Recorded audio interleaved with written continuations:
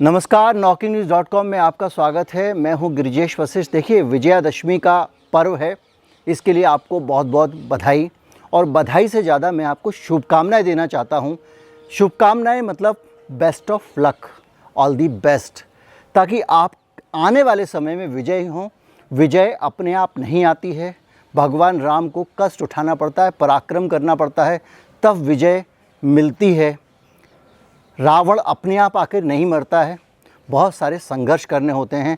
इसलिए विजय सुनिश्चित करने के लिए कार्य करें। विजय का उत्सव मनाने का समय आज नहीं है। आज विजयदशमी है। संघ प्रमुख ने आज उनका एक सालाना जलसा होता है जिसमें बड़ी शस्त्र पूजा होती है, और उसके बाद में संघ प्रमुख जो है वो बहुत अच्छे अपना भाषण देते हैं हर बार।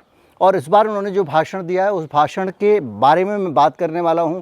मैं आपको बताने वाला हूं कि किस तरह से इस देश के हिंदू और सरसंघ चालक का जो भाषण है वो हिंदुओं के बारे में और ख़ास तौर पर हिंदुओं को टारगेट करके किस तरह से उसके अंदर कहीं ना कहीं सच में मिलावट की गई है। कहीं मत जाइए, चैनल को सब्सक्राइब कर लीजिए। लौट कर आता हूँ, फिर मैं आपको बताऊँगा कि किस तरह की मिलावट सच में की गई है।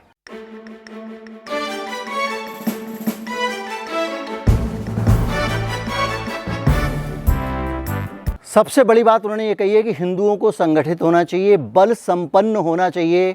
जो कमज़ोर व्यक्ति होता है उसको उसके अंदर ही कायरता आती है। कायर होने की पहली शर्त कमज़ोर होना है, ऐसा उन्होंने कहा है।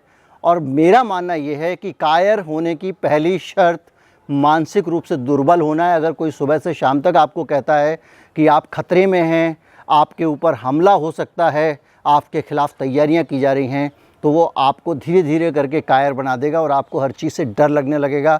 आप जानते होंगे कि कई लोग बड़ी बड़ी मुसीबतों से नहीं डरते और कई लोग चूहे से डर जाते हैं। तो क्या चूहे से डरने वाला व्यक्ति उस चूहे से ज़्यादा निर्बल होता है? नहीं होता। इसलिए निर्बलता से कायरता का कोई लेना देना नहीं है। लेकिन हाँ, सबल होने के नाम पे सीधी सी बात यह है कि हिंदू सब लोग संगठित हों। धर्म के नाम पर आप अलग हो जाएं, धर्म के नाम पर आप बाकी से खुद को अलग कर लें, ये अपील संघ प्रमुख की दिखाई देती है। लेकिन एक बहुत छोटी सी चीज़ है, मैं सिलसिलेवार तरीके से उनकी चीज़ों पर आ रहा हूँ। उन्होंने कहा है कि भयमुक्त हो जाइए, और कायरता जो है वो दुर्बलता की निशानी है। मेरा मानना ये है कि दुर्बलता और कायरता का कोई लेना देना नहीं है। ये दोनों चीज़ें अलग अलग हैं। कायरता पैदा की जाती है, एक साइकोलॉजिकल फिनोमेना है जो आपके अंदर डाल दिया जाता है, जिसको कि कायरता कहते हैं। अब मैं बात करता हूँ उनकी दूसरी बात की। उन्होंने कहा कि घुसपैठ के कारण जनसंख्या का असंतुलन बढ़ रहा है। ये अपने आप में एक बहुत बड़ा भ्रम है, एक बहुत बड़ा भुलावा है और एक बहुत बड़ा झूठ है। भारत में जनसंख्या का कोई असंतुलन नहीं है, और जनसंख्या का संतुलन जैसी अजीबोगरीब बातें वही लोग करते हैं जो किसी को जनसंख्या की वृद्धि और घटने या बढ़ने की तुलनाएं करते हैं और तुलना के नाम पर खेल खेलते हैं। यही बातें दूसरी तरफ सांप्रदायिक राजनीति वाले करने वाले भी करते हैं। वो कहते हैं कि देखो, तेज़ी से हमारे जो मुसलमानों की जनसंख्या वृद्धि की दर गिर रही है, जनसंख्या के आंकड़े देख लीजिए, इसलिए आप इकट्ठे हो जाओ, ज़्यादा बच्चे पैदा करो। इधर हमारी साध्वियाँ ऋतुम्बरा बहुत सारे लोग, बहुत लिटरेचर है, रिटिन में, मैं झूठ नहीं बोल रहा हूँ, कहती हैं ज़्यादा बच्चे पैदा करो क्योंकि मौसी मामी चाची वाची के रिश्ते ख़त्म हो जाएंगे। ये सब लोग, और दूसरी तरफ जब ये सरकार में आते तो कहते हैं जनसंख्या ज़्यादा हो गई है, जनसंख्या कम करो, इस देश की जनसंख्या कम करनी है, भुलावे में रखते हैं। और कोई भी असंतुलन अगर जनसंख्या का है और घुसपैठ से जुड़ा हुआ है तो ये केवल झूठ और कल्पनाओं में है।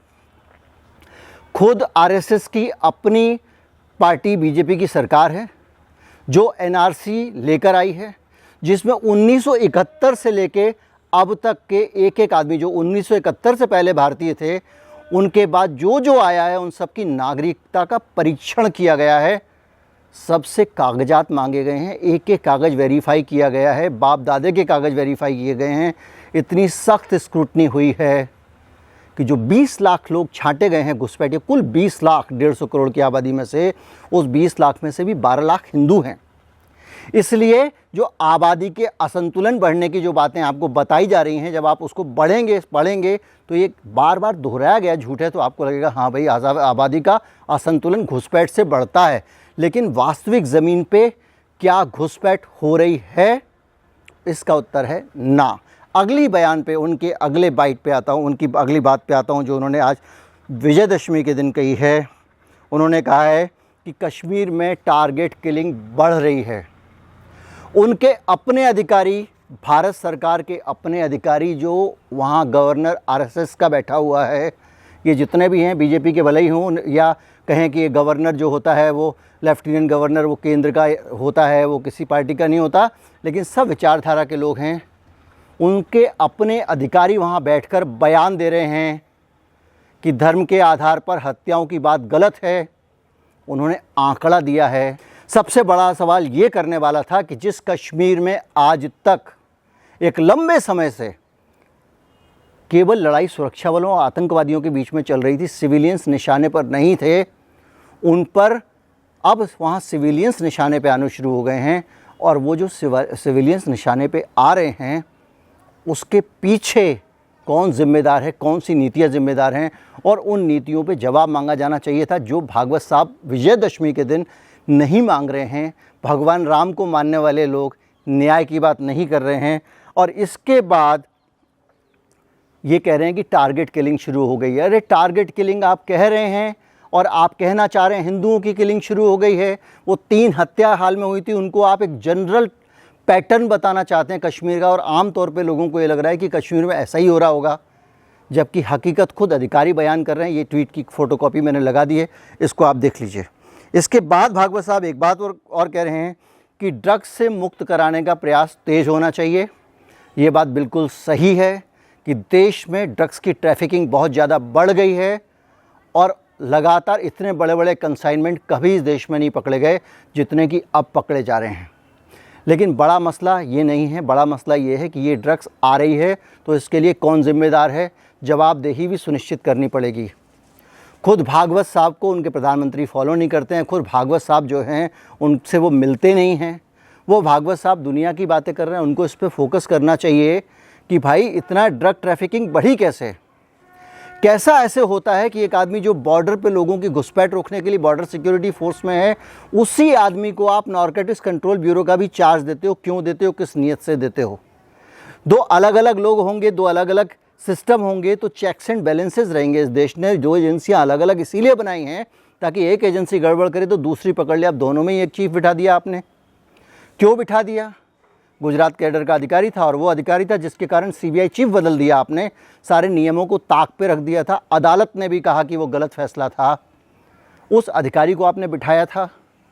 तो इस पर सवाल क्यों नहीं उठाते हैं? ड्रग ट्रैफिकिंग बढ़ गई है, इसमें कोई शक नहीं, उनकी बात सही है। कोरोना के खिलाफ गांव में टोली तैयार होनी चाहिए। क्या करेगी आपकी टोली? क्यों टोली आप तैयार करना चाहते हैं कोरोना के खिलाफ? कोरोना के कारण तो कोई समस्या है नहीं, एक टीकाकरण का मसला है। तो टीकाकरण के मसले पर बहुत सारी अलग अलग विचार हैं और उस विचार में बहुत सारी मेडिकल फैटर्निटी के लोग भी हैं और बड़ी संख्या में लोग उसके बावजूद आप टीकाकरण कर रहे हैं, ज़बरदस्ती टीकाकरण कर रहे हैं।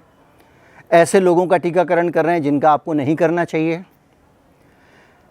स्वतंत्रता बड़ी मुश्किल से आती है, सालों के संघर्ष से आती है, और जो इंडिविजुअल फ्रीडम है, व्यक्तिगत स्वतंत्रता है, वो अगर आप छीन लेंगे, व्यक्ति की अपनी इच्छा अपने इलाज से जुड़ी हुई छीन लेंगे और ज़बरदस्ती इलाज करने लगेंगे तो आप आने वाली पीढ़ियों को गुलाम बना रहे हैं।